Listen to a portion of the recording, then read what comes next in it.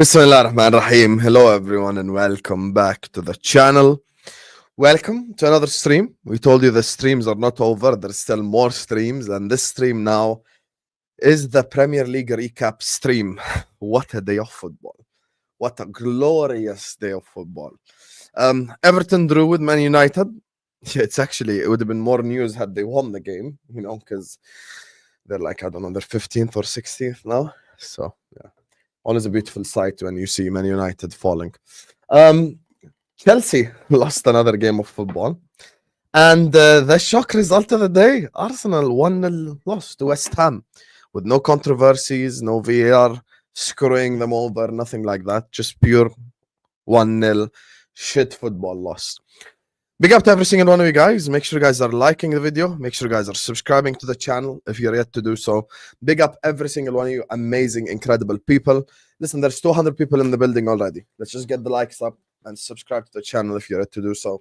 Joining me first and foremost, one of the guys who just sat back and enjoyed the day like I did. Man, like Wolfie is in the building. Hi, Wolfie. Salam, Habibi. How are you? I'm good. Alhamdulillah. I've been better. Just a bit under the weather, but the results made me feel better. Yeah, but still. that's gonna make you feel better, man. I mean, every single result bar none went our way. They went our way, man. Did Haram. But if Carling did football results, that was the weekend of it, man. It was perfect, man. Maybe Villa drawing with Chelsea would have been better, but then you get to see the Chelsea head loss, so it's all good. Yeah, it was beautiful. It was glorious. It was definitely glorious. Big up to you, Wolfie. Guys, Spurs won. 4-1 win past Ipswich. Let's go. Top row. Deji is here today. You get me? Oh, man, like Deji, the superstar is here. How are you doing, Deji, man? Hey, Sam, thank you for the invite. Like you, bro, I've been down with this forever cold, but I'm shaking it off. But yeah, what we did today on Leicester City, Ipswich, sorry, we made light work of them, and I had to come out to play because I'm seeing Arsenal, the Red Tottenham, Scotch Bonnet FC, Spicy Spurs. They can't even score in their yard against West Ham, so I need them to answer for their crimes. I told you so. I knew you guys were rubbish. And as for my club, we're 3 wins in the Premier League in a row. Let no one sleep on that. And also, Sam, a lot of people have missed the fact that despite our league position, Spurs is the second highest goal scorers in the league, second only to your club. So I think people need to put a little bit of respect on my name. We know Tottenham have been in the mud this season, but despite that, there's still things that we can call upon. Whereas the Red Tottenham, the Spicy Spurs, I think they're just forever in the mud, to be honest. He's on it already. I love it. Spicy Spurs can come out to play. Deji, breathe.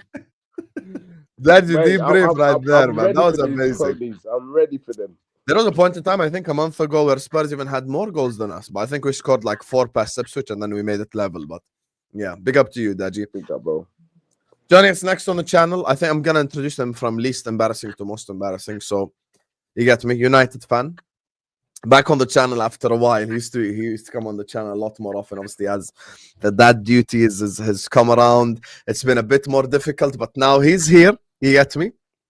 2-2 draw with Everton. Not that bad. I can't even cook that badly because we drew 2-2 in it. Man, like Cam is in the building. How you doing, Cam? What's going on? Still on Dad Duty. The point game. That's how I look at straight up. I can't even do that. Point game. That's where we're at.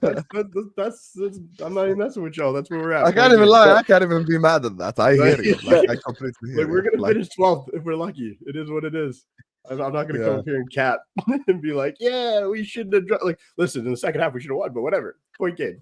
We're cool. Yeah, I hear you. You got to saw two fantastic goals as well, at least. So two good things. We got to see some Bruno scored. I know you like Bruno. Ugarte scored. New signing. See the kid come on. That's great nice, day. Great day. So bad. Oh God. 1-0 up away at Aston Villa, and they messed it up. Sanchez wasn't in net today, so there is no scapegoat. Oh, this is Sanchez's fault. But I absolutely love working with this guy because he's balanced. And he doesn't have the typical Chelsea delusion that just gets under your skin. Man, like Andrew's in the building. How are you doing, Surfer? Yeah, man, I'm ready to cook certain golden boys and yeah, just general cooking of certain players, not scapegoats, just their performances. I'm all good, you know what I mean? It's one of those things, you know. I have loved the head loss myself. I've watched a couple of clips of a certain, let's say, verbal duel, and it just made me laugh. So, because it wasn't even about football, it didn't even turn into it went from football to something else. It was like a prime WWE Attitude Era verbal smash. That's what it was. Yeah. Make sure. Are you talking about CB and Jimmy?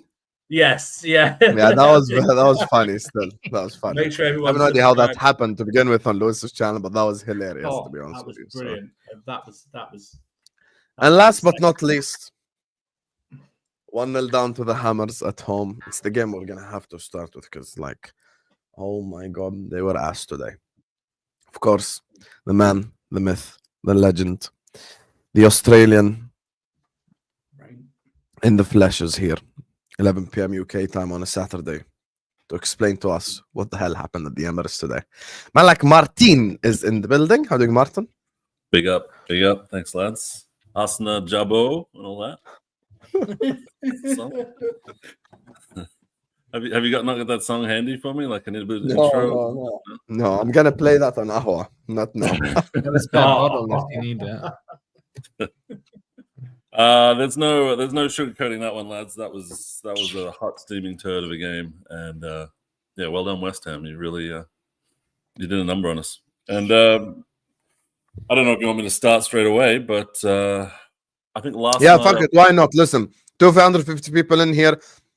As Martin said, let's just start straight away with Arsenal. There's no need for us to beat around the bush. We know it's the craziest result of the day.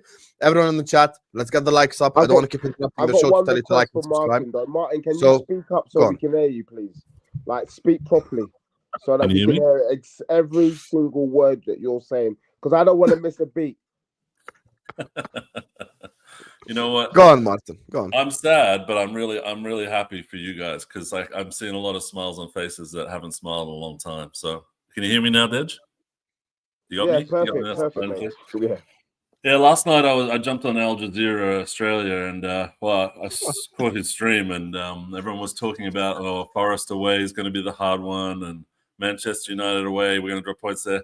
And I said to Nick, I'm more worried about West Ham because whenever everyone expects us to win, we just completely go missing. And this is a case today.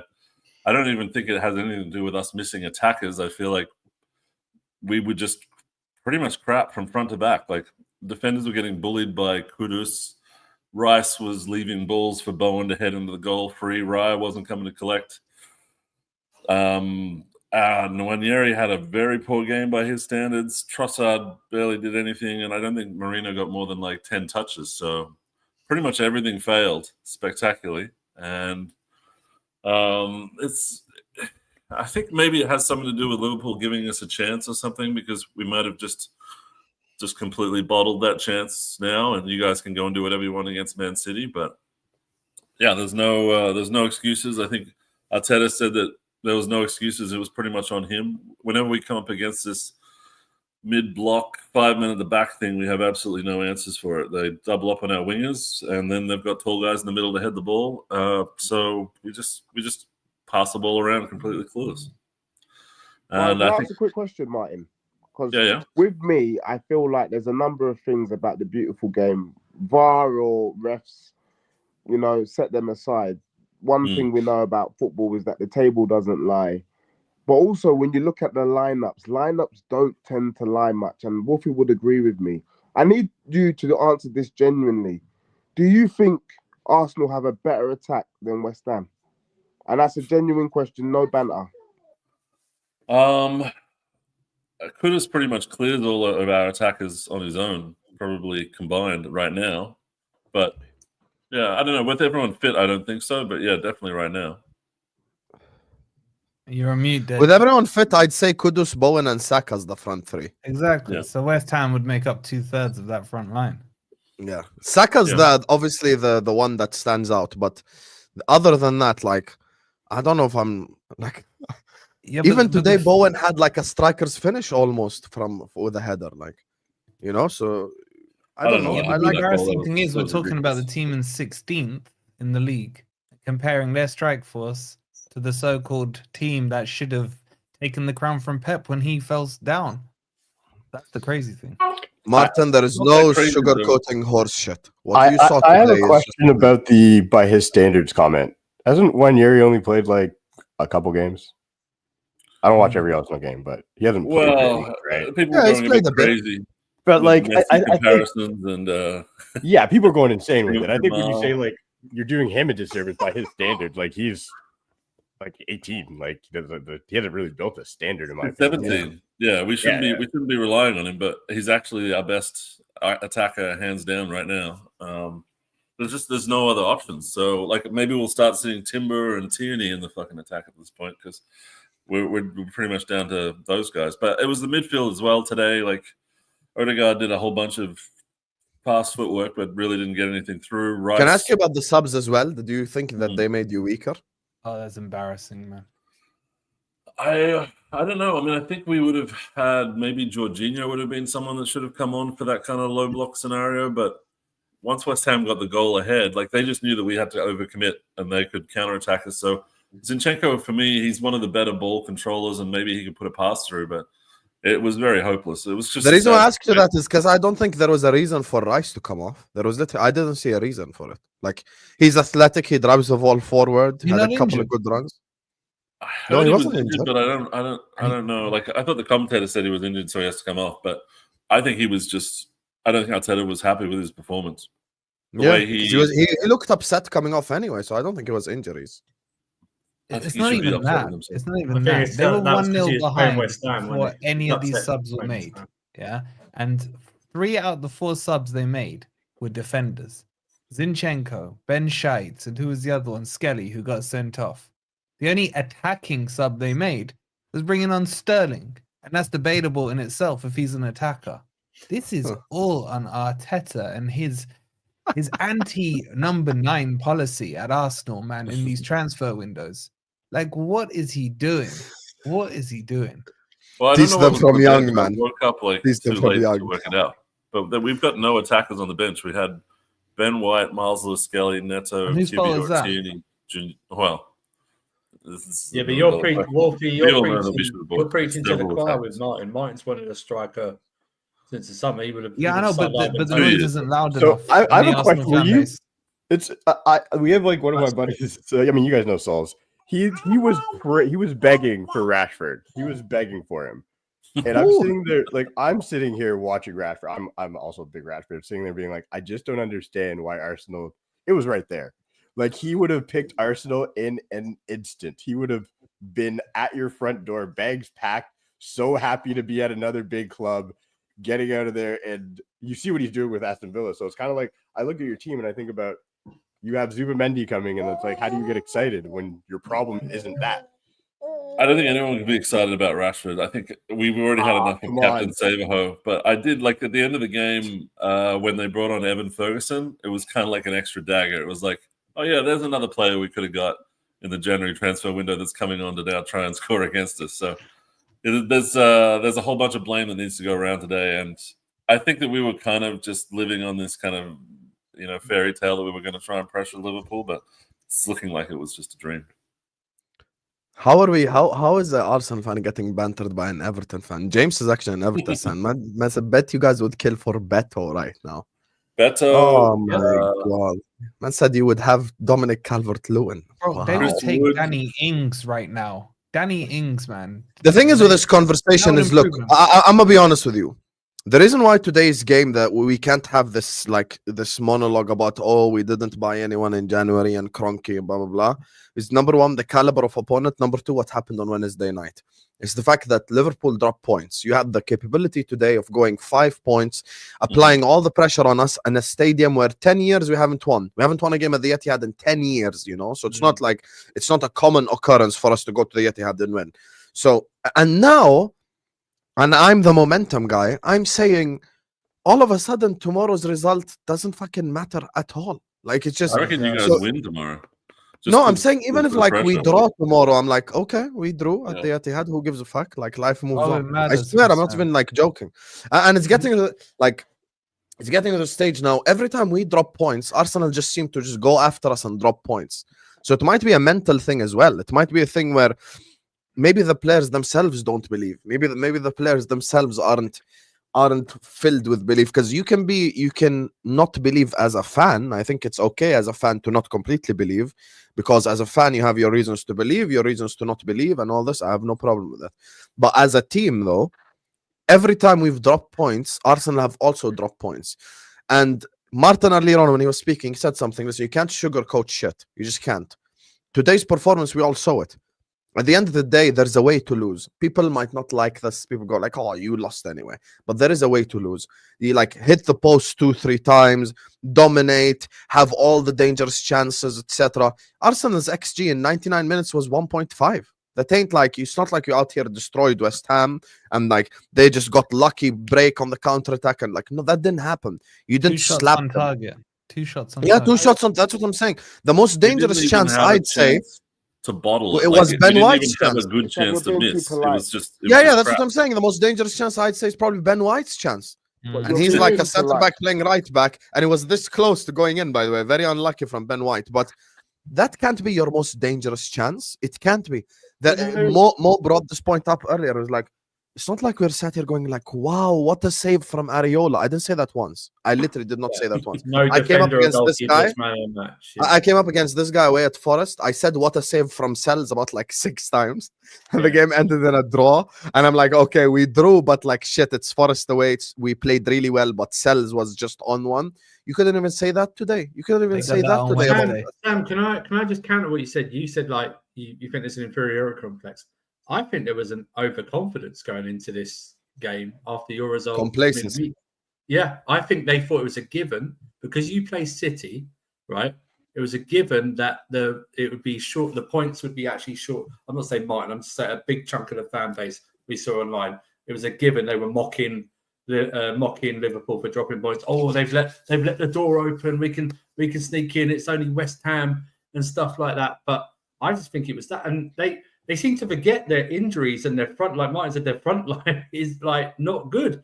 I mean, they had to bring on Marino last week to get them points. It didn't work this week, obviously. Do you know what I mean? Because they're better so-called defenders. But I think it was just an overconfidence of going, right, we get West Ham done. Because I was even hearing, right, well, West Ham's done. We need to focus on Forest next Wednesday. Do you know what I mean? I was hearing a lot of that. And it was like, bro, you can't do. Didn't they learn from last year? West Ham cost them points 2-0. last year. Yeah, I agree. The stadium as well. So you cannot, and also this team, it's not even losses that they've drawn a lot, this Arsenal team this season, more than losses. It's not even losses that have cost them this title race. It's But Andrew, I draws. thought all the Arsenal fans say they've been undefeated for 14 games. What happened to It's that? a lot of draws, though, Wolfie. It's a lot of draws. Yeah, You know what I what mean? It's a happened to lot of draws.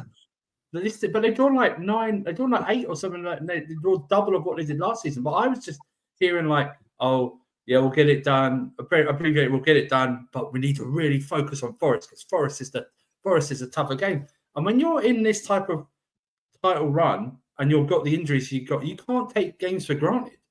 And he can come, the manager can come out, and say, like, be disappointed and stuff like that. But like what we said, it's his own making really in the long game because he's decided. I think he's never wanted a number 9. That's my theory. He's never wanted a number 9, a proper number 9 at all. I know Martin wants a number 9, and some Arsenal fans do, but this is just come home. The chickens have come home to roost now. Yeah, this is probably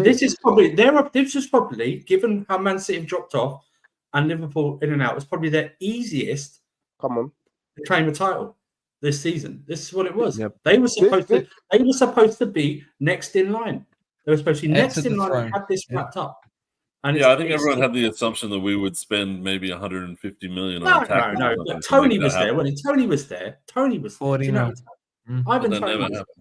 Yeah, exactly.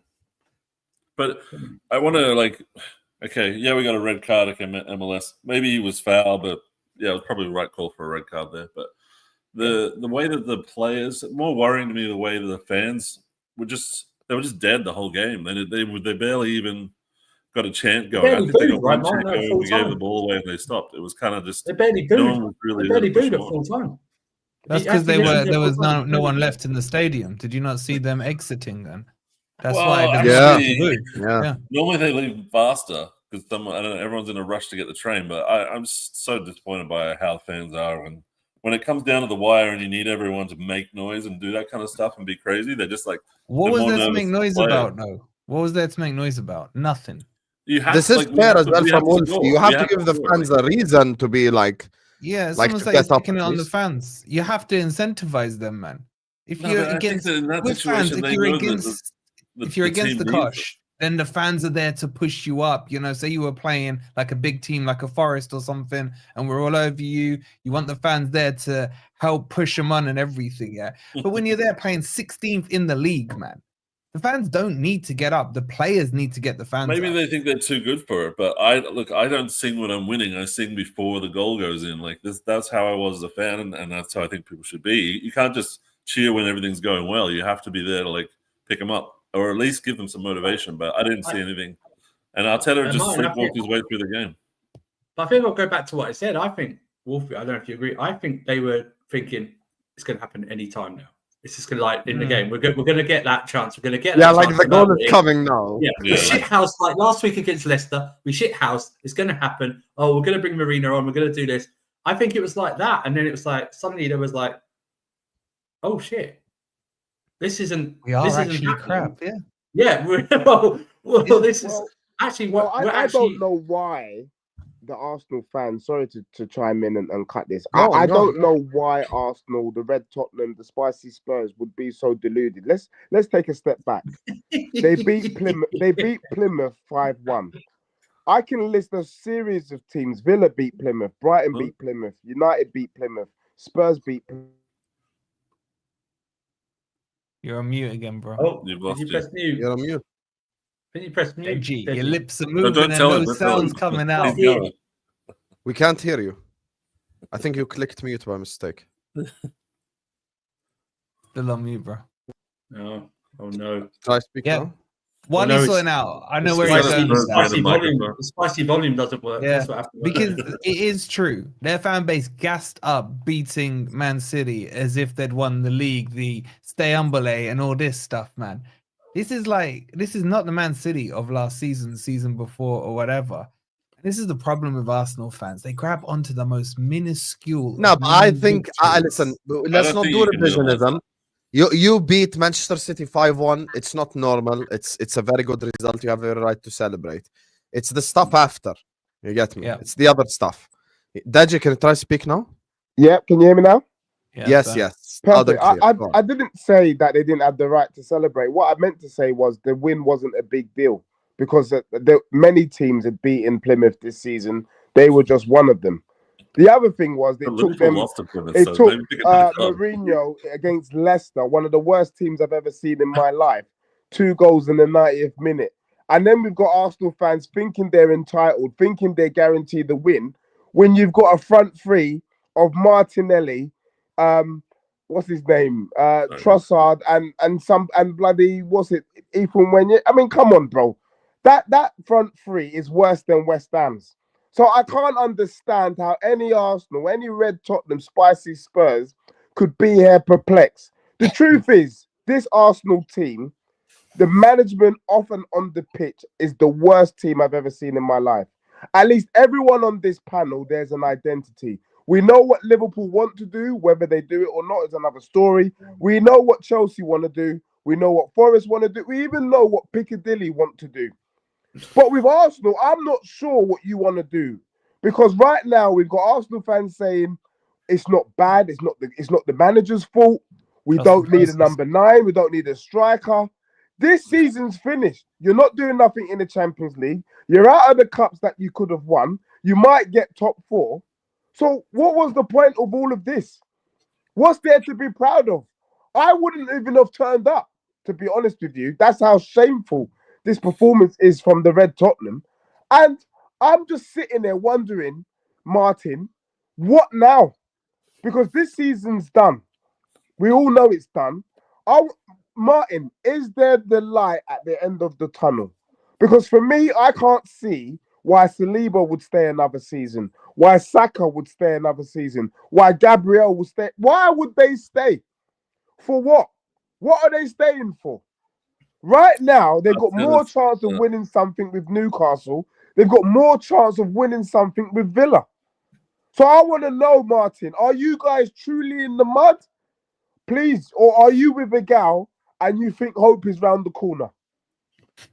Gee, I mean, when you paint it like that, it makes it sound crazy to have any faith in your team. But yeah, no, I don't think it's the end of the world. But I understand that that's what people want us to think. I'm not worried about losing players. I think the biggest issue is Arteta going to lose these players? Are they going to stop listening to him? Are they going to stop being motivated by him? Are they going to stop like putting in an effort? Because that once you've lost that, then you're gone, right? That's the only thing really keeping him in a job at the moment is that the players were putting in a shift regardless of what was happening with refs or injuries or whatever. So if this is like not a blip, if this starts happening in more than one game, like this performance was as bad as I think Fulham performance last season where we just didn't even try. Like it was probably one of the most embarrassing. So yeah, you can't really have many more like this. And yeah, I think at the end of the season we'll have the answer to what's the point. Is there anything to build on? We'll see. Otherwise, we already know the answer. Again. We don't need to wait till the end of the season. You guys have your answer. I don't. But yeah, no, but I also think what you said there about if they stop listening to the manager, I think that would benefit you, man. Because if they stop listening to Arteta, they might actually start playing football, man, instead of trying to be Stoke FC and just, trying to do those corners, which have dried up, by the way. There's a little correlation here. Stoke FC dries up and suddenly Arsenal can't, string wins together. It's all draws and now a loss. You've been found out with these corners. That's all you had in the Arsenal, no pun intended. And you are now reaping what you sowed, which is absolutely nothing. The quicker Arteta gets out this club, the quicker this fan base remembers its standards under Wenger, with Henry, with Vieira, with Bergkamp, with leaders, legends of the fall. Legends and leaders, man. And then you look on the pitch today at your captain, Odegaard, who hides away, and he lets Sterling take a free kick instead of saying, you know what? Oh, God. Did you guys see that? Sterling taking a free kick. No. Oh, Unbelievable. my God. Sterling's been in the Premier League like 15 years. I don't recall him scoring a free kick ever. Have you ever seen him? He scored one for us last season away at Newcastle. Oh, wow. Wow. Yeah.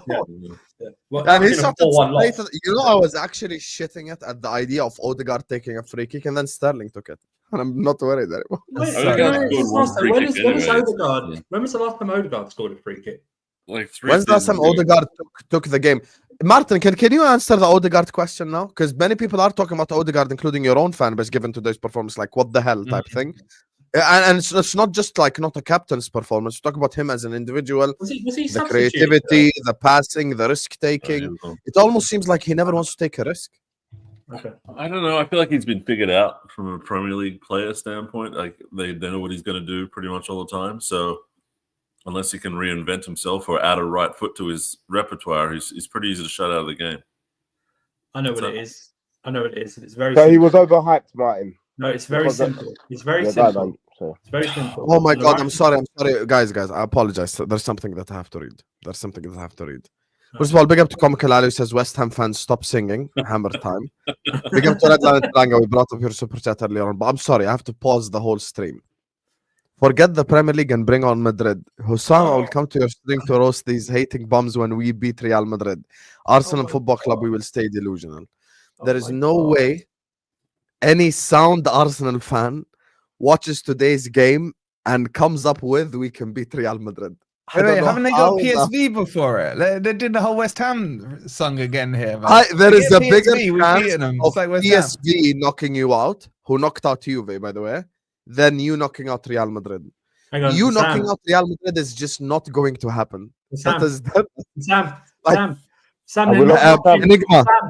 Vinicius, Mbappe, Rodrigo, Valverde, Chouameni, Camavinga. Hello. Have you been fucking watching Real Madrid? Sam, forget Real Madrid. They're not locking out Atletico Madrid, let alone Real Madrid.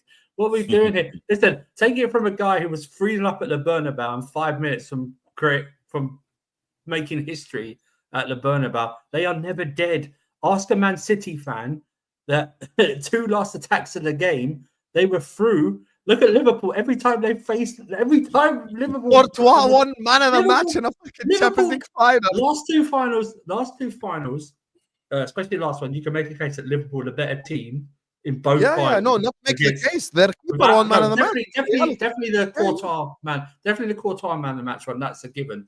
But if it weren't for Karius, Liverpool probably wins that game. But I'm just like, you don't. This is what I'm talking about, right? This is what I'm talking about. Focusing on Real Madrid before getting past PSV, right? First of all, you've got the assumption. I do make Real Madrid favourites for that Madrid derby, but it's going to be it's not impossible for Atletico to win. Yes, it's not impossible because I saw Atletico Madrid a couple of weeks ago absolutely dominate Real Madrid. But this is the Champions League, right? Real Madrid have just got this thing about the Champions League. But this is what I'm talking about. Get over PSV first before you start talking to Madrid. And you didn't beat. This is Enigma. You didn't beat West Ham today. How the fuck are you going to beat Madrid at home, Habibi? Yeah, be objective, yeah. PSV, man, stop jumping to Madrid. That's probably the most Wednesday. thing, to be honest. But Martin, how are you feeling about Wednesday? I'm not worried about Wednesday. Well, are you guys going to You're come not. attack us, or are you going to sit back and counter attack us? Probably the second option, right? If we do that, you struggle. You struggle to break down. We any really team. struggle. If people shut us out and counter us, that's where we're at our worst. So yeah, I don't think you guys are gonna unless you get confident. Maybe you'll get overconfident, thinking this is crappy Arsenal and open up a little bit. But yeah, I don't know. I'm preparing myself for Chris Wood dunking on us, which is just a horrible, horrible thought. Bloody Kiwis. It reminds me a bit of 2 years ago where he came to the City ground. You had to win, otherwise that was it. Game, set, and match. Final nail in the coffin. And we were in a relegation scrap, man, and you lost to us.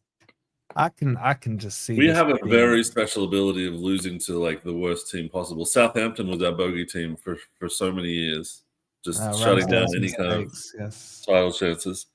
But Aston Villa, Fulham, West Ham, like these guys are like our worst nightmares. So they know how to play us. They know where our weaknesses are, and to be honest, we just sleepwalked into it. And yeah, maybe we'll get Thierry Henry or a free or something between now and Wednesday, and I'll be a bit more confident. I promise you, Henry at his age is probably better for you now. I'm not even definitely. Yeah, I saw him. I think Henry at like fucking 45 is better than some of the shit. By the way, Trossard again today.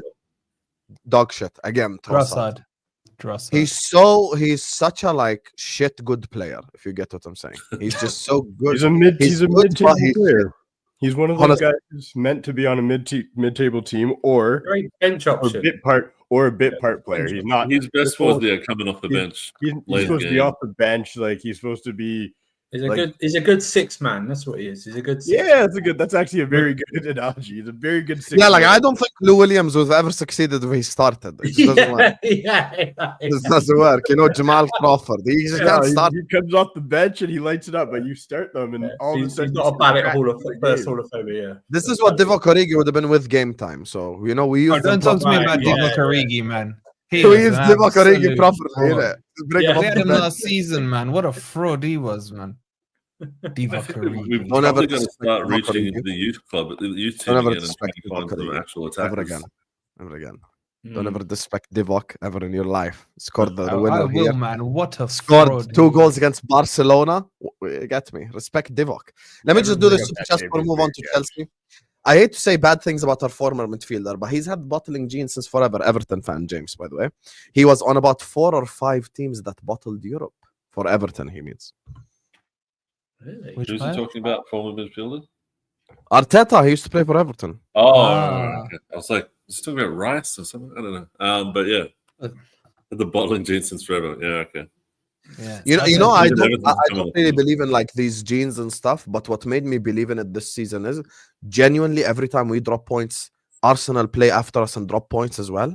And I'm just sat here like, haven't they only gained like 2 points in total on you, like since you've dropped? Because they have no balls, man, and they have a fraud.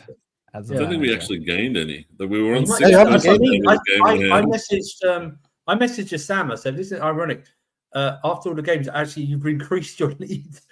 Yeah, like we drew to New. This is since December, right? Draw Newcastle, draw Fulham, draw Man United, draw Everton, draw Aston Villa. 5 draws. We've actually had 5 draws, and we haven't It's gained. the PTSD title race. We're We haven't gained a single scrolling to the point finish line. after 5 fucking draws. I'm That's still actually- not convinced they finish at the Forest. I'll be honest, Ashraf's got to be shitting Well, if you himself beat- right if you now. beat- I thought you were convinced you beat were them finishing Wednesday. ahead of us. If you beat them Yeah, Wednesday, if we beat Newcastle tomorrow, which I'm not sure we will, but let's say we do, and then we beat Arsenal, we're level on. I'm points. sorry, Wolfie. You can't come at Arsenal with all this vim, and then you don't even back your own team tomorrow. Bro, I know what we can win and what we can't win. I'm just being okay. realistic. So But I'm why saying- can't you beat Newcastle then, but you can beat Arsenal? Because Arsenal are a joke, bro. Let's be There you are. honest, man. There you They are. have no attack. City We just are beat the worst Newcastle 4-0, style right? team they could come up against because they don't know what to do with it. And you know, I can see Arsenal just busting because the problem now is Arsenal have thrown in the white towel. It's in there, man. The refs ringing the bell, and now they're gonna have to focus on Champions League because I think they're still deluded, as we've been seeing, that they can think they can beat Real, You know what's PSV, annoying about them? etc. you know what's annoying about them, Wolfie? Say if Liverpool win tomorrow and go 11 points clear, everyone's going to write Arsenal off anyway, and then there's going to be no pressure, and somehow they beat you like 2-1 on Wednesday or something. Yeah, exactly. Yeah. Just because there's no Yeah. pressure, they Yeah. fucking beat Forest. Honestly. Yeah. They have no goal. Who's going to score for them? Moreno. No, but what I'm saying is we've seen it before, right? Yeah. Remember the old Aston Wenger days? It was like they'd always get top 4 when they were written off for the last 6 weeks of the season, and then they'd snatch top 4 like that. It's just most of these modern day clubs and players now, they don't really like pressure and the spotlight on them. Do you know what I mean? They want to be like hidden away and stuff like that. It's the most evident problem we have right now. All of our players, as soon as they leave, they're fine. They're fine. Yeah. And it's not because they're better. Like, let's keep it a buck. It's not because these guys are better. Not like Anthony is a good player. It's because he has no pressure. He has no pressure at Real Betis. It's like, sorry, she's freaking out on the ground there. It's like you said Anthony too many times. Don't said say it Anthony. She shit on me when we were talking about Arsenal. She's really letting us know how she feels about everything. Martial stays fit now. He's But left. I don't even know what is Martial. What's he doing? He's fit. have no He's idea. fit and firing over in Turkey. There's the reason why I don't injuries, follow man. Martial is because the Martial fanboys are like the hardest to watch. The only one that's not succeeding away from United is Sancho. That's it. Everybody else, Yes, Yeah, hold that, Chelsea, Anders. baby. Perfect segue now. that's it. You know, freedom is there. Maybe not so much. We're gonna talk about it. I'll just say this. You know, the biggest like big brother moment Liverpool had to Everton. I'll tell you guys a quick 30-second story. The season was 04-05. Liverpool is the reason why there is a rule change in UEFA. We win the Champions League and finish 5th. And for the first time in football history, a team that won the Champions League finished in 5th place. The team that finished 4th was Everton Football Club. UEFA go like, we can't have a fucking Champions League without the defending champions in the fucking Champions League. What do we do now? So they were like, we can't remove Everton. They finished 4th, rightfully so. They should have a chance at going through. They said the only way Liverpool will play in next season's Champions League is we're going to put them through the first round of qualifiers. You guys know when you see like the teams from Moldova and Malta playing each other? We started from round 1. We proceeded to qualify for the Champions League. Everton started in the final round and they got knocked out and they didn't make the Champions League. And then it happened to Spurs with you were put Chelsea. into our group. Yeah. We did it Spurs in 12. That They was were the best. celebrating. I promise you, James was so upset that time because they were supposed to be. And actually, they changed. We're the only time in history where 2 English clubs were in the same group in the Champions League: Liverpool and Chelsea. And people wonder why I hate Chelsea. Like, why do you hate Chelsea? Shall I tell you what I remember about those games? Nothing, because they were both shit in the groups. Yes. Those games were shit. Liverpool, Chelsea, Benitez, Mourinho was always shit. It was tactical battles. Good Lord. Listen, all these young kids talking about entertainment, you would have not been entertained watching that. Let me tell you. God. You would have hated it. The only game I can come up and say was pure entertainment, 4-4. Other than that, it was all tactical and close, 1-0. Yeah. Penalty 1-1. shootouts and all that shit. Yeah. Oh, God. Speaking of Champions shit, League though, semi-finals Chelsea today, 2007. Yep. Semi-final 2007. Well, let's talk about more fresh and recent shit. Chelsea. We will. Today, man. 622 people in the building. Before you move on from Arsenal, I want you guys to know that there's the chance of something very funny happening to us. Does anyone remember Lucas Perez? Arsenal signed a Spanish striker, Lucas Perez, in 2006. He's He's just signed for PSV as a free agent. So it's likely that our 10-year-old, 10 years ago striker is going to come dunk on us and knock us out of the Champions League. That's poetry. That would be funny. That would be the most spotted. Spursy thing I've ever heard. Stuff like that makes me feel Your like 10-year-old striker. It's a little bit like Martinez when he dunks on you when you play Villa. You know what I mean? How the hell did you have that guy on your bench for so long and not getting a sniff? It doesn't make no sense. What are they doing? You know what, Deji? The more you say it, the more they are turning into South Spurs. Arsenal. On aggregate, 1-0 to PSV. The scorer, fucking Lucas Perez. I don't even know what to say. Listen, 600 people in the building. This has been a very entertaining stream. Big up to all of you guys. Big up to James. Big up to Comical Ali. Big up to Redline and Enigma for the super chats. Big up everyone who's shown us love. Guys, please, let's get the likes up. Me and Deji are sick. Andrew is sick of his team. Martin is sick of his team. Only one happy here is Cam. You get me? So everyone, just hit the like button. And Wolfie. I haven't played yet. I can be happy. Yeah, he can be happy. Everyone, please hit the like button, subscribe. Also, all these guys' channels is in the description. Go give Forest Fan TV a subscription, Deji Spurs, Casual AFC, and we put Saad's channel for Martin in it. Fuck it, man. Anyway, Chelsea. Hello, Andrew, my brother. 2 wins in 12, mate. Yep. What's going on over at Piccadilly in the words Deji? What's happening? Yeah, that's right. Well, I listen. While I'll blame Gusto and Jorgensen obviously for the goals, I think the biggest criminal today was Cole Palmer, in my opinion. He was the biggest criminal for me, and he's actually nearly all season's been really never hit last season. And you know I've been consistent with that, Sam. About my Andrew, can I quickly ask a quick question on that? And I will allow you to continue. Okay, no problem. Let's go ahead, Deji. Go on. Is that because Poch is no longer there? Because for me, a lot of Chelsea fans have not given Poch the props. But could it be said that Poch was able to unlock Cole Palmer, was able to get you guys pairing? And right now, Maresca's kind of undoing that good work. And we're now seeing the true colours of this £1.5 billion team, which is looking like more like 1.5 billion South Korean won. You know the ironic thing about that, and I will credit Poch for what he did for what He just bring up South Korean currency to make a point.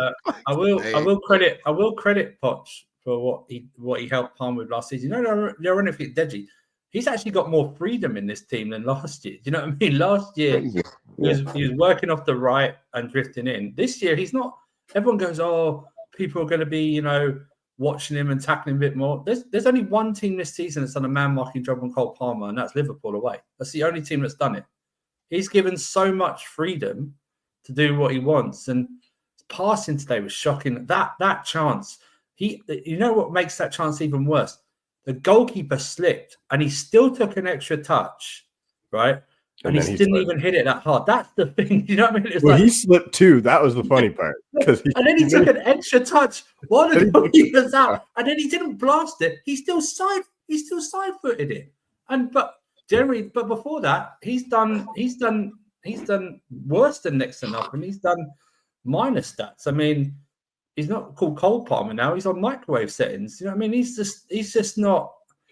And you know what? You have to be fair, because he got rightfully so. He got all the praise last season, rightfully so, for his performances. Thank you. This season, when our fan base puts him on a pedestal, and you put him up there with some of the greats, even though he hasn't done anything, because let's face it, I don't really. Unless a player does something for my team, like in terms of winning things, then you're not going to be up there for me. And maybe he's believing in his own hype. Do you know what I mean? You know what he's reminding me of?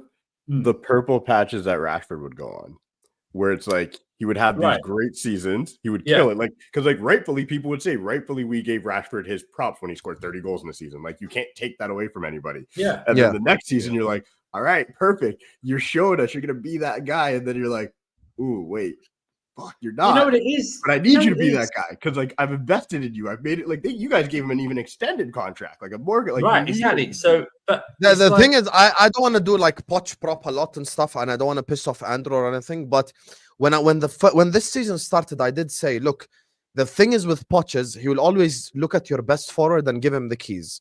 There's a reason why Mbappe had his best numbers at PSG under Pochettino. What he does is he looks at, okay, who's my best forward here? Listen, bro, you have freedom. Do whatever the fuck you want. Cole Palmer last season, we all watched him. It was like, listen, Palmer, do whatever the fuck you want. Score goals, get assists, cook as much as you want. And now it's almost like Palmer's being embedded as a part of the team. And I think that doesn't work. And I'll tell you why the reason that doesn't work. Because Chelsea don't have Drogba, Lampard, Essien. Chelsea have Nkunku. You get me? Cry, man. Like, I was like, that's who you have. And by the way, people think giving a forward the freedom is a bad thing. Do you think Arne Slot asks Salah to track back? You think he asks Salah to like do any defensive work or anything? You know what he tells Salah? Cook, mate, because you're our only hope in the front line. Just do whatever you need to do. Sam, I think Maresca, maybe to a point, has given him too much freedom.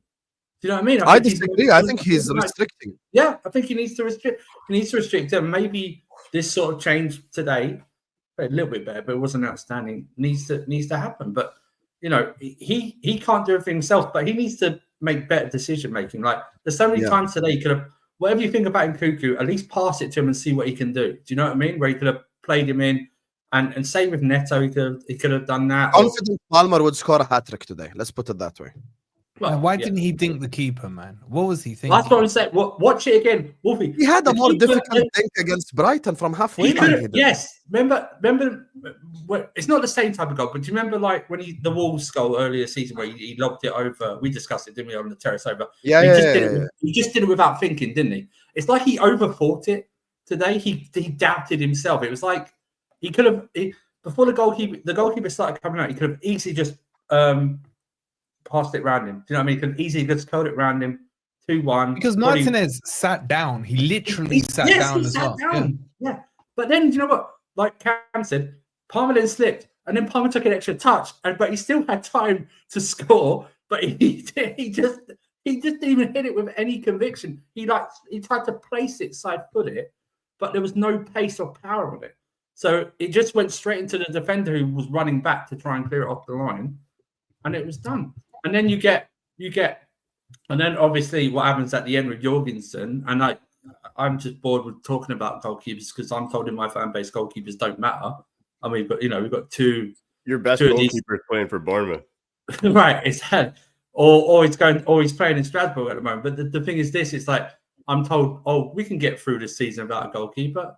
I've counted at least, I think there's 7 or 8 goals this season that we considered that is directly down to goalkeeper mistakes.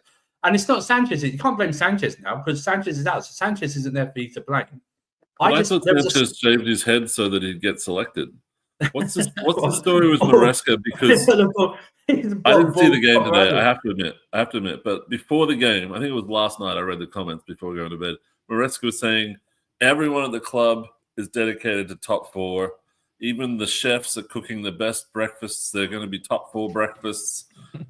Is he completely lost his mind? Like he's gone against what he said like 2 weeks ago, and now it just seems like he's been whipped into order. And I don't even know if he's got the team. I believe. Listen, I believe all managers are yes men in some way or another. And I know he's been fed down the pipe. You shouldn't have said this because it makes us look bad. I disagree. I don't think all managers are yes men. So you're gonna look at me. Are you gonna look me in the face and tell me Jose Mourinho is a yes man, or Antonio Conte is a yes man, or Jurgen Klopp or Pep are yes men? I'll tell you why, and Deji will know this. Why didn't Mourinho walk when they signed him Joe Rodon that summer and he wanted another defender? Why didn't he walk? He didn't walk, but he called out the ownership in the press conference. Yeah, but he wants his severance. He wants his severance. So he wants his severance. I don't necessarily think yes man is an insult, but I don't think every manager is a yes man. Conte went scorched earth to get fired. Yes, Conte went mad. I don't think he's a yes man at all. I don't think yes man's because all in life people are yes men. Arne Slot is a yes man, by the way. I just think it's easy. He could have. My criticism of Maresca when he came out when people said we're in a title race and he said, no, this team is not ready. He shouldn't have come out and said that. He should just said, we'll see what we can do. Do you know what I mean? We'll see. It's a young team. We go ahead. We know as fans, when teams on a bad form, players will take anything as an excuse to not take ownership of their own performances and stuff like that. But the manager doesn't help with the comments. But today, But your board doesn't help either, because his it's all connected. objectives were to get top 4 next year. Right. So, and also but then last summer. But then they changed it when there's pressure. Right. Now they're saying top 4 is actually the objective Sam now. Sam knows this, and might know extremely. Last summer when they sacked Poch, we were briefed the next manager must be top 4 in a trophy. And then what happened about 48 hours later? A list of 5 names. The first 2 names are Kieran McKenna and Maresca. So already it's like, what the fuck are you talking about when you're giving me 2 guys who've got like 2 years of experience in the championship? What do you mean you expect the top 4? Oh, and then do you know what I'm not going to do? I'm not going to sign him a goalkeeper that people recognise as good or a striker. And then even in January, when we've got a few defenders that I won't sign Mark Gurley as an easy lab. I won't sign Douglas Luiz on loan, and I won't sign a striker. And then come out and then go, but we still expect top 4. Fuck off. Do you know what I mean? Just don't piss on me and tell me it's raining. Do you know what I mean? Just exactly, yeah. But I think Poch was fired because he wasn't a yes man. Yes, I agree with Martin. Because I think they sacked Poch because he was shitting on the club towards the end. Yeah, I think you're right. I think there's a number man. of reasons. I think he wanted more hands-on in the transfer, wanted a longer contract, and you're right. Part of it, big reason for me, is that he spoke badly about them and whatever. But he was right to speak badly about them. And if Maresca came out and spoke badly about them, he'd be right as well. But he won't. That's why the yes man thing. He won't because this is his second full year of being a manager, and he's got 5 years. He's secure. And he's like happy to be there, essentially. He's like, I'm Enzo Maresca. Right? I'm the Chelsea manager. Why the fuck should I be mad? Exactly. Why should I speak out of turn? These idiots have given me 5 fucking years. I'm sound. Even when they sack me, I've got a big severance pay. Why do I need to do that? Now, do I blame him for... He has a big part of this run we're on to blame him for? Absolutely. I won't blame him today. I blame 3 criminals. The biggest one, Cole Palmer. Not even the goalkeeper, the biggest one for me. The biggest one is Cole Palmer. And that happens. But I tell you right now, you want to talk about protest. If we don't win the next 2 games, Southampton, Leicester, there needs to be flipping riots, let alone protests, because that is just not acceptable to lose to. Palmer doesn't score or return in those games, I'm gonna be real upset. Say that again. If Palmer doesn't do something in those games, I'm gonna be upset. I held on to this guy in FPL for weeks just for these 2 games. Just for these 2 games. That's it. I'm telling you, Cam, if he didn't have that, I'll tell you right now, if he didn't have that Brighton game, I don't care what anyone says, I was called anti-Chelsea on the stream last week, amazingly. But, you know, I was like, if he didn't score that, if he didn't have that Brighton game, Cam, I'd arguably say he'd be on the page of most average to poor players this season, I think, overall. If he didn't have that Brighton game, I really think so. That Brighton game, a great game as it was, world-class game, has skewered everything about him this season. Take that Brighton game out, and he's average this season for me. So who's getting top 4 this year? Average to what he got last year. Not, I mean that's what I mean by average. He's not got even halfway of his performances as he was last year. Even when he didn't score or assist last season, he still was involved. He still did things that led to goals, that led to chances and stuff like that. He's not doing that. And maybe that's unfair, but when our fan base puts him on a pedestal and I'm hearing, oh, he's just like Hazard, he's just like Zola, and I was like, bro, don't. Those guys actually put him in Gianfranco caliber directly. Yeah, that's the biggest thing for me. Once you bring the great man that made me fall in love with football to begin with into that, you're on a loser with me. I'd go white noise. I don't even listen to it. No. I mean, this is a genuine question because, you know, I saw something on the social media. Do you think it might, you know, Cole Palmer's loss in form's got anything to do with Vibes Cartel?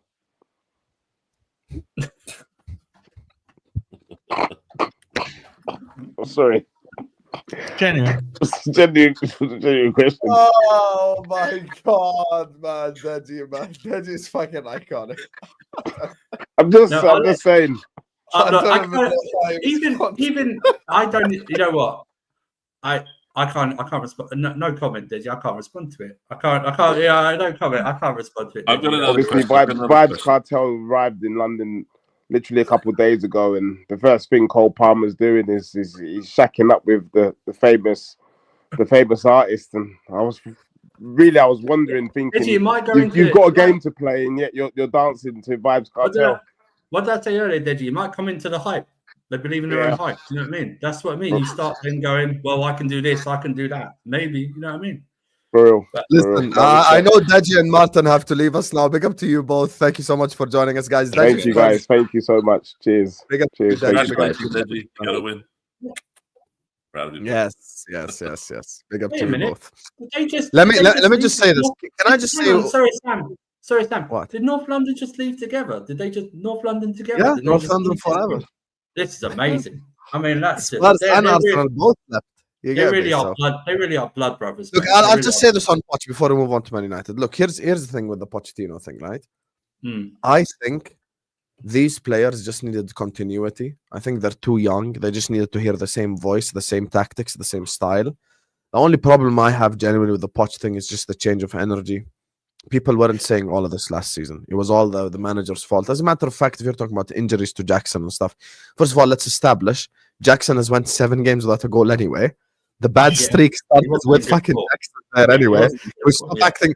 I don't get it why everyone's just acting like Jackson was like this, like you know, I don't know who, like Zola. You know, people Who said it on like, the terrace? Who said it on the terrace that someone said on the terrace like, I believe if Jackson would have went through, he would have scored that. I was like thinking, Elijah. I was like, I don't know that for a fact. Like, I don't know that. No, but So like, the thing is with no, but it's not about letting Poch go, Jenny. Here's the thing: this is not a Poch concept. This is a keep the same energy concept. I give you. You are obsessed. You are obsessed. No, I'm not. I'll give you a prime example.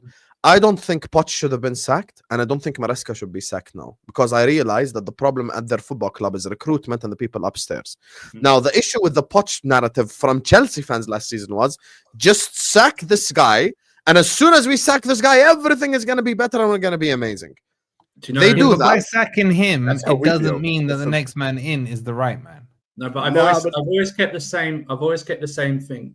I think the same energy was that I think we were so disappointed with Poch. I think we expected better things from Poch.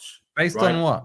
Based on Just on we didn't do our research properly with Poch, shall we? You know, in terms of we saw Spurs, and stuff like that. But Wolfie, the big reddish flag was on that. Sam knows this because we played this team on the first day of the season. When I see a left side of Colwell at left back and Ben Chilwell at left wing, you fucked up already this season. Do you know what I mean? You've already gone. But that's for me. That's the reason why I have different energy. But also, me, Sam. Biggest thing for me this season, but what Chelsea that could cap Chelsea this season. Why I didn't put them in a title race and barely in a top 4 race. I had them 6th.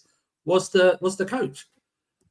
You cannot give me as a Chelsea fan, say to me, like I said earlier, you expect a top 4 and a trophy and then give me Maresca. You just can't, I cannot logically say, oh yeah, that makes me, we're dead on.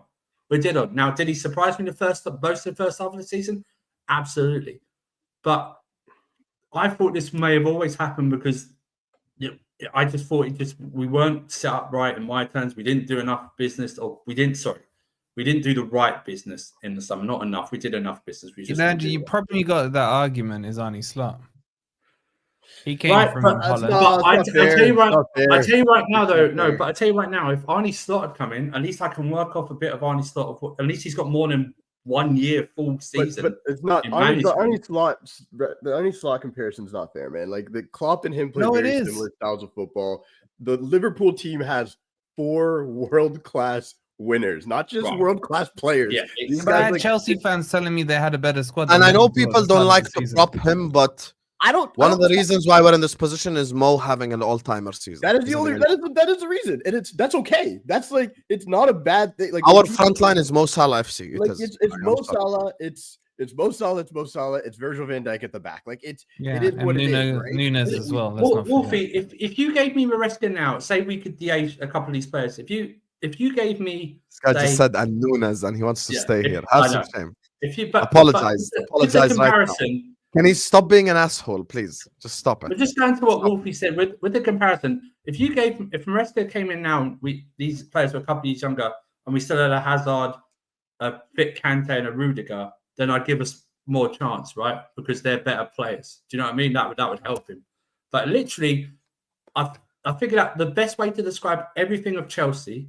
The best word to describe, and this goes to owners, directors, manager, fans, and players: immature.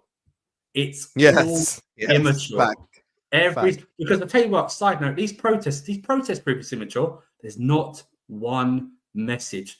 You must have heard at least 3 or 4 different reasons why someone is protesting this week at Chelsea. Whether it's good, big up the Spurs fans, whether they continue or not, because they never really do. They do one protest every like 3 or 4 years and then don't do anything. Levy, ENIC out. They're not doing as much now, but I know Sam says FSG out all the time. He's very consistent, but he was flying. Yeah. They were flying planes over saying FSG out. Cam knows it's Glazers out. Will it turn to Ineos and Glazers out soon? I don't know. I'm happy with my owner. Exactly, you're happy now. But when Chris, I want an owner like the Forest owner, just an owner who gives a fuck. He doesn't give a fuck, man. But what I'm saying is, it's like what I'm saying is these protests, right? There should be one message. I don't mind the message. I support the protest if it's Clear Lake out, no problem. Even if you don't think they're going to sell, at least get their attention. But it also look, let's put the protest stuff to the side now. Let me ask you. Genuine question, just move, and then we'll move on to Man United. Now, protest to the side, Palmer to the side, Maresca to the side. Yeah. If Andrew the Winter Surfer was manager of Chelsea, your next 2 games are Leicester and Southampton. Yeah. Listen, no bullshitting now. These 2, you have to win. End of discussion. Must win. Like, no I don't care who plays well, who doesn't. It's Leicester and South. They're lit, guys. Guys, Leicester lost 4-0 to Brentford. Southampton lost 4-0 to Brighton in their own backyard. Yeah, but Leicester are his old club. Like this Tuesday when you play Southampton, if somehow you draw or lose that game, I expect head loss like never before, and rightfully so. I will go. I don't care if it's a I don't care if it's a referee decision, last minute penalty. We go down to 10 men. We should still beat Southampton, Leicester. Where we're down to 9 men, let alone 10 men, because they're both shit. Right, they're both shit. Right, they're just Southampton. Southampton is probably up there with Derby County as one of the worst sides I've ever seen. Agreed. Let's not cross lines there. Let's not. No, Derby County. They're nearly. I'm just saying. And Martin's right about that. Protests probably more impactful when the people are successful. But you're right. There's no excuse. There's no defending anyone from this if we don't collect 6 points. If I this time next week, if I'm not seeing us on 49 points, then, like I said, there shouldn't be protests. There should be effing riots at this club, because that is not good enough. No matter what type of form we're in, you should be beating every club should be beating Southampton and Leicester, because they're both crap. Yeah, I agree with you, and that's why I'm saying, listen, next game there is no excuse. Andre, are you actually from Belarus? It's crazy. I've got someone in Belarus watching me. Sparsibo, my guy, Andrew, if you actually are from Belarus. I hope you just didn't just take the piss, because that does sound like a Belarusian fuck name. Like, you get me? So, yeah. So, we have to move on now. Manchester United, final topic of the day. Before we wrap it up, big up to all of you guys. We have hit 200 likes. Thank you. Let's just target 250. I'm not gonna be greedy today. I'm not greedy. Don't be a Cole Palmer. Actually hit the target. That's all good. Yeah, exactly. Actually hit the target. Everyone, please hit the like button. Everyone, please subscribe to the channel if you're yet to do so. All of you amazing, incredible people, always showing support, always showing love. I told you guys to please bring the energy today because I'm a bit sick. I'll be honest with you, that Arsenal result right there, it just released all the viruses from my system. Listen, Andrew he watched me at the start, and I'm just like, guys, I vomited twice today. I'm fucking sick. And then Bowen scored, and it felt like I just took medicine. I just took fucking medicine. No, he looked drained, right? And then West Ham scored, and it was like someone just pumped the full load of like. Oh. And then the full time whistle went, and I'm healed. I'm healed completely. IV direct. Come, 2-2 draw away at Everton. Talk to me, man. We're so bad. It's interesting because like the first half we're just such a confidence team, and it's so annoying. Like as soon as Bruno scored that goal, you're like, oh yeah, you guys remembered. You're better than Everton. You somehow all of a sudden everybody remembered they're the better team. It is what it is. Like at this stage, Our manager said it, and I stick by it. He said it when he got here. He stuck by it. He said it over and over. The first thing he said, and like it was like his second press conference, he's like, "We're gonna have to get through the storm." He said like the most. Everybody always talks about the manager said this. But everybody seems to forget that phrase. He meant it. He wasn't bullshit. Dude wasn't just saying something hyperbolic. He looked at the squad. He said, I don't have the guys here I need to do what I'm going to do. And I'm not going to not do what I came here to do, which I appreciate. He's not going to just change his style. He's like, I'm going to play the way I'm going to play football. And y'all are going to watch what happens when I don't have the players. And Ineos has already came out and said, like, he's not going anywhere. So at this stage, we just got to get through this storm. We got to take the positives. Bruno's the only kind of positive at the moment. Losing him out is just, it took a lot out of United fans. Like at the end of the day, every team has injuries, right? But we were never in anything, so it wasn't a huge deal. But losing like our one shining light where you're like, okay, cool.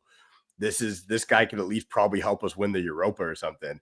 That kind of took a lot of steam out of everybody. And then it just turned toxic in the fan base where now there's so many, like, it's just weird, man. There's so many Amarim outers out of nowhere who are just like, they don't see, they want him to change his style. They want wins. And I'm like, win for what?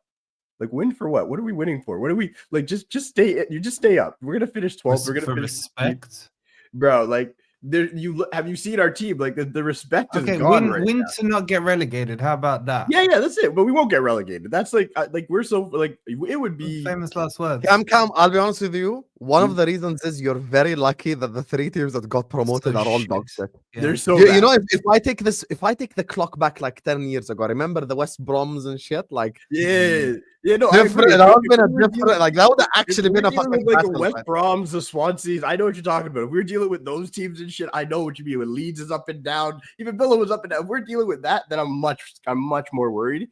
But I look at the teams in there and the fact that we should have lost today, like based on just like where we're standing, not based on the teams and how good he was. Like getting the point was actually like cool. We got a point in Goodison in a team that's flying. Let's keep it moving. I still want us to try and do something in Europe, but it's sad, man. I think when I looked at Cheeto come on, I want to see more of it because like here's the thing, I don't know if you know my feelings on Rasmus, but I'm over it. Like we don't like we have 2 strikers who don't score goals. At least one can dribble and pass and play football. Like so Xerxes, you're like, cool, you can stay, but you have Rasmus Højlund who every game I sit there and I go, I don't know what you do anymore, bro. And it's not that I think he can't get there and be good because like it took Ollie Watkins how many years to be a good striker? It took Solanke how many years to be a good striker? But we're Man United and sitting there waiting for him to be a good striker is not what we can do. And you don't have anyone. The problem is you bought Rasmus. He's a backup. He's a backup. Right? So we have no actual third. Now we've got this 17-year-old we jacked from Arsenal. Someone should be like, so obviously someone should be ahead of him.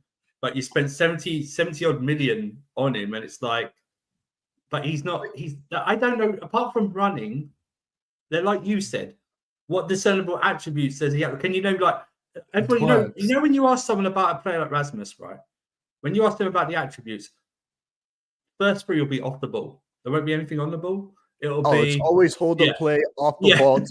It's hold the play because he can wrestle with the guys. Work rate.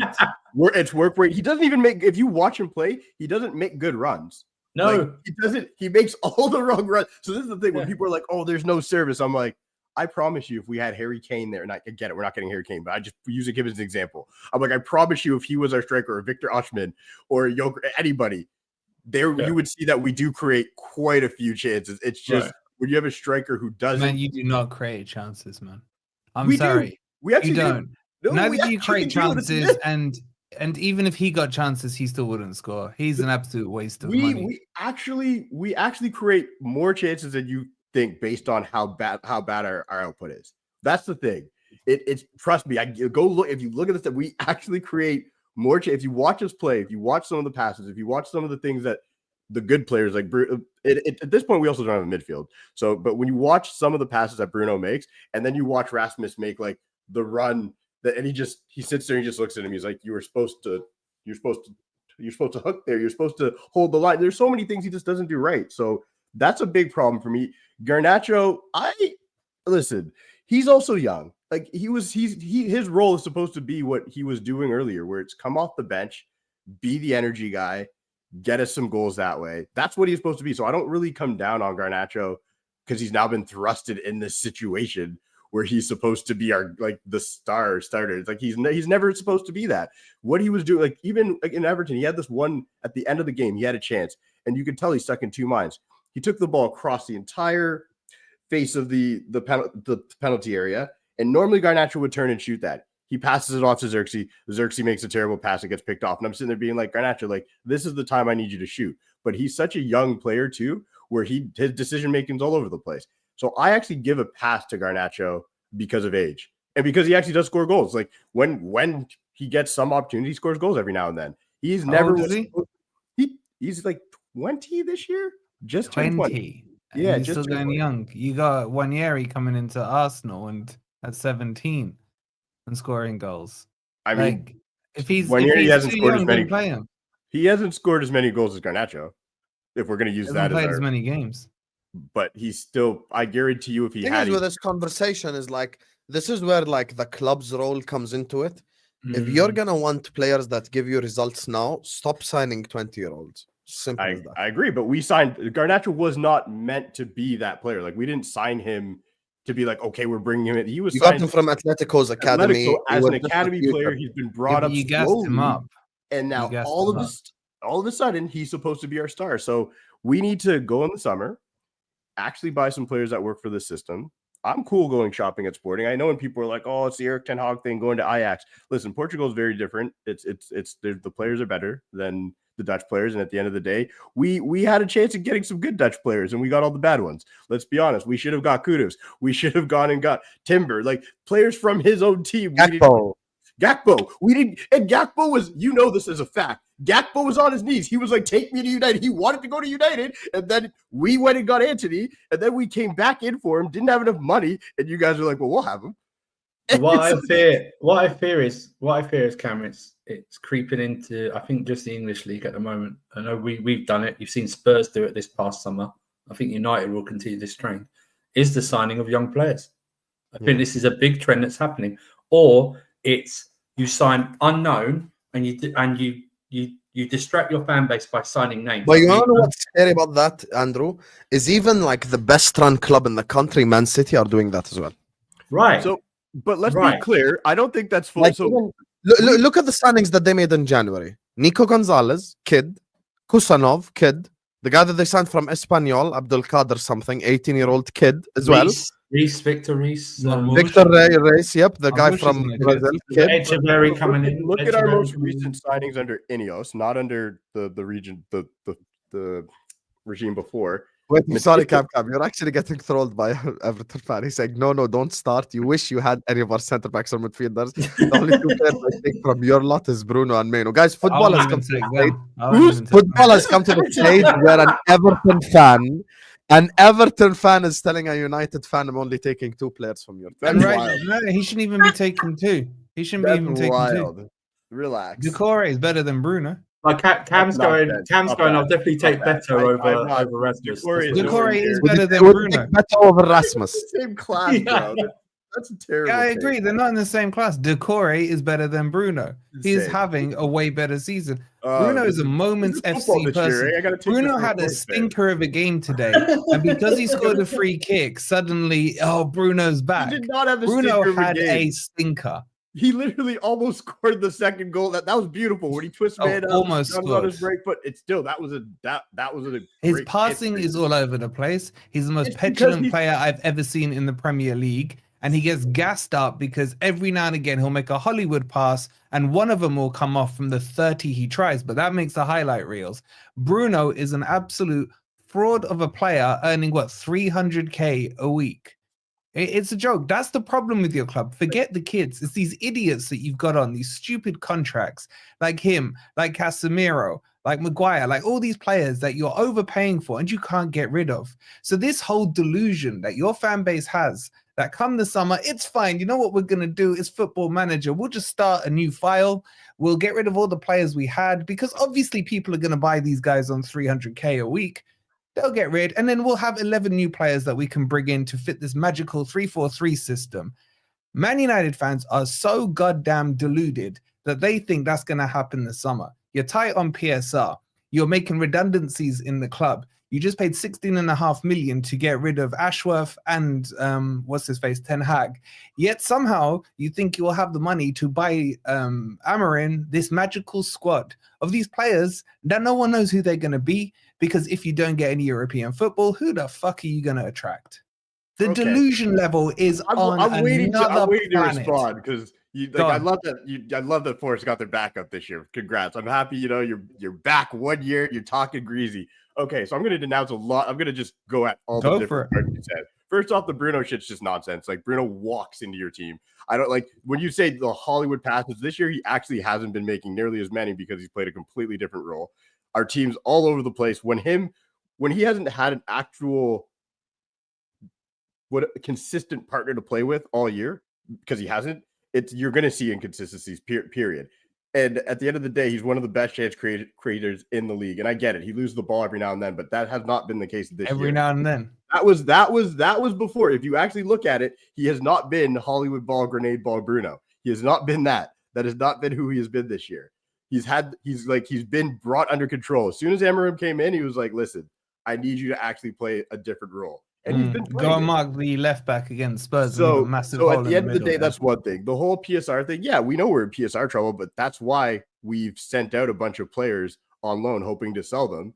Like, at the end of the day, Villa will trigger Marcus Rashford. Sancho's gone. So there's another 250K off the books plus Sancho's fee that we're going to get. So Sancho's gone. Thank God for that. Rashford's going to get sold. That's going to happen. Maguire, you're like, oh, you can't get rid of Maguire. Literally on the table, West Ham offered 30. Like, they wanted him last year. So and why didn't he leave? And why didn't he leave? Because we're idiots. I'm not saying. So you're backing him up. He didn't leave because they couldn't pay him what he was on United. No, but I'm denouncing what you're saying in the sense of you're saying nobody wants him. We could have easily figured out a situation to get him out, but the old regime. This was before Ineos was in charge, by the way. The old regime, they had this whole thing about, oh no, we can sell them later. We got to get the max out of them. That's what they did. They would extend players. You've seen with Ineos, they came in and they've already been like, yo, we'll sell Garnacho. We'll sell Manu. I don't want to sell me, but they're saying they will. And they're putting their money on the table. They're saying, Rashford, cool. You're on loan, 40 million out the door. We would wait. Stop there on Rashford. Where do you think Rashford's going in the summer? Villa. Yep. There's no clause in his loan. There is. There isn't. 40 million option to buy. And do you think Villa will trigger it? And do you think he will agree to go? If he's playing like this, hell yeah. Why wouldn't they? He just came on and won them the game today. Did you watch the game? Or you just talking trash on his name? I watched the game. But I have seen plenty. Also, by the way, today's results, just so everyone knows, today's result actually puts Villa back in the top 4 race because they're now only 2 points off of Man City. So put it this way, if Rashford continues to be the player, well done, Andrew, mate. Today, and I'm just saying hypothetically, the only team to win a home game as well. 2 games he's played for Villa, he's looked great. If he comes in and he keeps playing like this, and into the Champions League, if you're Rashford, why would you not want to play with Villa and play a Champions League football? Why would you not? You get a fresh start. You're playing good football. 40 million is not expensive. Villa splashes cash. Forget the 40 million. I'm pretty sure there isn't a clause, but I'm happy to be corrected. The Villa will not do that deal because Villa already at 96% spend on their revenue to player cost for a start. Yeah, they cannot afford to do it, and they would breach even if they got Champions League. Sometimes I just like to say that Google is free. All I literally searched was Rashford buy option, and it automatically came up. An option for West Midlands. Happy to be corrected. Okay, but my point is about his fees. His salary, because they're currently running at 96%, which is way over. What so confidently, I believed you completely. Like I just fully believed you. Like I fully believed Wolfie. I was like, okay, 100%. There is no buyout clause. And I just I said I'm happy to be corrected. It's not my club. It's my club. I hear you. A lot in the chat is saying that he hasn't got it either. Looking at the chat. Yeah, I was about to say, did we talk about the penalty? Did we talk about the penalty? Oh, we're coming on. I love the fact there are 2 Everton fans watching Don Hussam. Like that's something I never fucking. But either way, so massive deal. See, I'm going point by point. But I'm going point by point because you're saying like we can't sell Rashford. It's like literally there's a clause in this. Okay, let's say you sell Rashford. Continue.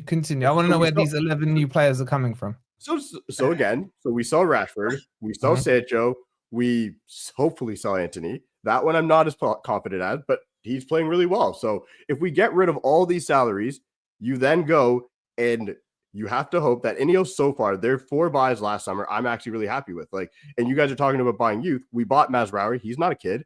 De Ligt, he's no longer a kid. Euro is a kid. We'll say that he is a kid. But out of those buys, like those aren't bad buys. You don't look at any of those players in isolation and say those are shit buys. Like all those players are going to contribute to us moving forward. And those are so will they play in the team next year, roughly speaking? 100%. Okay, will Bruno? Huh? Will Bruno? Of course, Bruno's going to be here next year. We're not selling you. And you got Drogu or whatever his name is. Drogu, who looks good. Okay. Drogu looks good. He's so you're missing 3 players according to roughly. No. So we'll hopefully what will happen is we'll hopefully get our midfielders back that we lost. In Manu, who's out for the season, it looks like, in Ahmad, who's out for the season. So we're gonna get those kids back who are playing well first and foremost. Hopefully we get a different right back because Delos sucks. But our back lines, Martinez, everybody forgets, like we also lost Martinez, like one of our best center backs. Like we are dealing with injuries. I don't use it as an excuse. I'm just reminding people that this is a reality and it is what it is. So we get those players back, and then you go and you target a striker because you need a striker. Okay, so you need a striker. You then go and get the the right wing back position, the right winger, whatever it is. That's 2. You get rid of Casemiro if you can. I don't think we will. I'll be honest. I don't think we can. But if you can, you get rid of him. 50K. But you have to bring in another center mid at that point, and you just grow from there. I'm not saying we're going to get 6 players. We need them. Okay. So let's go with what you're saying here. So you're saying a striker. You're saying a striker and a right wing back. You won't get rid of Casemiro, but he's not really playing. Guys. Yeah. Sam, so you are roughly saying you're 2 to 3 players. First time ever you left midstream. You're just shocked. No, I'm only joking because they're still talking about Bruno, and I'm just bored of the Bruno conversation. Yeah, this is my last point on it. So you are roughly, from what you just said there, 2 or 3 players. You're 2 or 3 players off from a rough, decent starting 11. Yeah, I'm with you to the end. Off of a decent starting 11, just a starting point. A starting point. So how the hell can you be this far gone in the league when it's only 2 or 3 players and not 11, not a whole new squad you need? Because of what I just said, we don't have Manu, we don't have Ahmad, we don't have Martinez, we don't we're missing. But they have been no. You can't do that. No. I actually let me just say it because I understand what Wolf is saying. You're a lot far than you. We are far. Yeah, like that's the thing. That is the part I agree with Wolfie on. Let's say you have like a plan of winning the Premier League. Genuinely, the time I see it coming to fruition is 4 years from now. That's what I've said. I'm on record. I'm on record saying to Mo, he asked, when are you going to be good again? I said 4 to 5 years. The reason I'm saying by next year we'll look decent is because Amarim will have had a preseason. He will have had all these players in. And I hear that. And they play better. We cannot. Didn't you lot say that with Ten Hag? Didn't you lot say that with Van Gaal? Didn't you say, I've heard this for about 10, 15 years since Fergie went. Again, but what's changed? What's changed in that time? What's changed? Nothing. That's my point. Actually, we brought in new ownership. No, don't bring this. We brought in new ownership. All you've brought in is a layer for the Glazers to hide behind. That's all you've done. So we'll see. That's all you've done. That is to be decided. What Wolfie said is a possibility, but we don't know yet. We don't know that yet. But we do. Do you not see how the Glazers are finessing this deluded fan base of yours? We'll find out. They're still in complete control. They put Jim will fix it there to take all the heat. Yeah, and he's taking all the heat. I don't hear Glazers out now. I hear Ineos out. No, but if we go into next year, we could have this conversation again because next year if we come out of the gegenpressing the United topic, I didn't expect this at all. I thought he'd gegenpress the Arsenal because topic. when you see corruption like you see today, when a penalty is overturned for when it's not clear and obvious, you know something's going on with this. You know when we've seen it historically. I'm sick of Ashley Young diving like that, man. He's 38 years old and he's still diving. Dive's got nothing to do with it. The dive has nothing to do with it. It does, man. It should do, man. Over diving. Why should the dive have anything to do with it? It's just my old man bitterness coming through. That's what it is. I don't have any logical. I'm a bitter old man. I respect it. I just seen him dive and he's still doing it at 38, 39 years old. He's still you weren't complaining when he was doing it at United. Now you're complaining he's doing it at Everton. I don't. I was Well, compared obviously to you it at wouldn't, United. but I'm just saying. I was He's the compared to Chelsea it. No, but fan, I've seen him do it obviously. at Villa. Yeah, I've But seen him my- do it at United, at Villa. I've seen Yeah, him but do it. Andrew, at what's- Villa. what's- look, what's let the me just United say got this. to do with it? I want to round up this topic because I do want to wrap up. Look, I Mhm. agree with what Wolfie's saying as a possibility, but I don't know yet. Is all I'm saying. I'm saying Yeah. let me see what happens this summer. Yeah, That's and where maybe I'm the summer comes, they sell 5-6 players, buy 5 new 6 players in, maybe who aren't all kids, maybe they buy 23, 24, 25-year-olds now. Maybe they become immediately better in the short term. I don't know. All I'm saying is it just needs a bit of time for us to make our conclusive opinion, even though I understand what you're saying, Wolfie, and I do say that the scenario that you said is plausible. It's not impossible. It could happen. It might happen. You might be 100% right and come up like a genius from all this conversation, but I don't know yet. So I'm just gonna wait until the summer. So yeah, let me just do the That's literally where I'm at. We have to, with this team, we have to wait till the summer. We have to. Yeah, you're just gonna have to wait and see what's going to happen with Consider these Ten players Hag. under this manager. And if we do get these players, let's keep it a buck. I'll say this now: if we do get all the players or a couple in, it's going to be on Amarim. Like he's going to have to perform. Like this whole excuse of like the storm and all that's going to go Why did you away. sack Ten Hag? Because I'm pretty sure Amarin coming in probably wasn't told to win the league, but sure as hell wasn't told to. You were 6 points behind us when you played us in December. You are now nearly 20 points behind us 3 months later. It was what was That's so okay by United standards. No, is it? it's not okay. Okay. So the reason why we sacked Ten Hag, and I think this is again, I have to go with what I'm seeing, where I think the current management who made a mistake, and they know they made a mistake, and you're allowed. Listen, you were allowed to make mistakes when you come in new and you're starting to run a $1 billion corporation / football club. They made a mistake by keeping Ten Hag and Ashworth, and then they're like, we have to fix this because what was happening on the pitch, the actual style of play, the football, the fact that we were conceding 18 shots a game against us, the fact that we were always on the back foot, at very least, Amarim's teams have not been playing on the back foot counterattacking football. They have not been playing that. They have been going toe to toe. I do agree that if United are to go anywhere, they must stick with Ten Hag regardless of anything this season, except relegation. That's when they should stick. Big up to Aston Breaker says we are a Man United always attracted player even when we are bad. I can understand this is your good season after a long time. Can you tell me who has the better moment than Bruno? The what? He probably just means In he's a what better context? player on your team. Yeah, I think he means like a better player on your team. Probably Nana when he moved out the way of Morgan Gibbs White's shot when we beat you 3-2. Well, that's a response right there. I like Big up to I is like that him a lot. man like Martin? Big up to you, Martin. Make sure you guys subscribe to Mancunian Way. New owners, 27% isn't new owners. Glazers Exactly. playing you all like fiddles. So Martin is agreeing with what Wolfie's said. saying. Because he's Listen, not an idiot. you can say I'm sitting on the fence, no problem. Okay, I am sitting on the fence. I'm just waiting to wait and see. I'm not gonna make any sweeping statements. I'm not gonna say anything crazy. I'm not gonna say they're playing them. I'm just waiting until the summer, Martin. That's all I'm saying. This summer, I will make a conclusive opinion based on them having 3 windows, 2 managers, and like a complete everything. You get it, man. And no Dan Ashworth. 2.5. Whatever the last day, the day after the last day of the summer transfer window is when everyone Yeah, should we have a make their conclusive predictions. opinion. Yeah, Yeah. yeah. That's what you can speak on. So Anyways, I love this. So United, they shouldn't bother with the next 4 or 5 months. It's all good, man. Whatever Oh, happens no. on the pitch, fuck it. Yeah, but this is where they're at, mate. Like, what can you do? Exactly. What do you want me to say? They went What do you from think where stuff were like they? standards? 8th with 10 Habibi, Hag they're down on the to mud. 15. What do you mean Bro, standards? so They're on before the Ahmed went down, I'll say this. My expectation was win Europa. And I've said it to everybody Andrew, you've probably heard me say it. It's like Yes. at the start of No, the you season, I was definitely like, Europa was always my expectation, Always. even with Ten Hag. Then we went and lost Ahmad and Mainu, and I'm like, how can I keep that expectation? I know you do Yeah, say that to was, me, you ain't Was winning your it. expectation also just to finish outside the relegation zone? Wolfie, No, before Wolfie, this they is. went down, it wasn't. I don't defend. I'm not going to defend Man United. Just This put is the this trophy is this season in the Man bag. You ain't United. winning the Europa. Man United are having a Chelsea 22-23 season on the road to 40 points. This is Man United's version. Graham Potter. This Because is what they're it is. happy about it. At least you guys were kicking off. They're happy about They're it. not happy about it. They They have no are. manager. I mean, they are. When you listen to them, they talk about Amarim, and it's like, oh, it's the formation's fine. The formation's gotta find fine. something It to will be all okay. fix itself. It's inshallah football, man. We'll wait till the summer when it's warm. I know, Wolfie. to a degree, Wolfie's You're argument such a is troll. Wolfie's argument the is stomach and it's warm. You're such a fucking troll. Wolfie's argument is 20 plus years of Man United winning everything as well, being pissed off by him as well when it comes to And they're United. as well. happy to get to 40. I man. do enjoy.